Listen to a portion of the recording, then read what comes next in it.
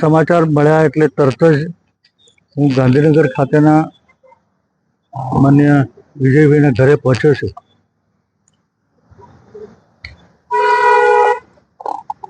હું ભગવાનને પ્રાર્થના કરું છું કે વિમાનની અંદર સવાર 242 લોકોને ભગવાન ચમત્કારિક રીતે બચાવી લે.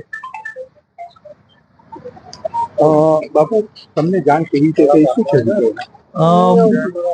અમારે અવારનવાર, હું પણ ગાંધીનગરમાં રહું અને એ પણ મારી નજીકમાં રહે એટલે મળવાનું થાય, અને એમનો પંજાબનો પ્રોગ્રામ હોય તો મને કહીને જાય કે હું પંજાબ જઉં છું. પરમ દિવસે જ રાત્રે મારે એ જ્યારે લુધિયાણા હતા ત્યારે વાત થઈ હતી કે હું લુધિયાણા છું અને 12મી તારીખે હું લંડન જવાનો છું. પણ આજ ફ્લાઇટમાં હતા એ મને ખબર નહોતી, પણ કંઈ એ જ ફ્લાઇટમાં હતા એવું કંઈક કન્ફર્મ થાય છે. તો હું ફરીવાર ભગવાનને, ઈષ્ટદેવને પ્રાર્થના કરું છું કે બધા જ પેસેન્જરોને હેમખેમ ચમત્કારિક રીતે બચાવી લે.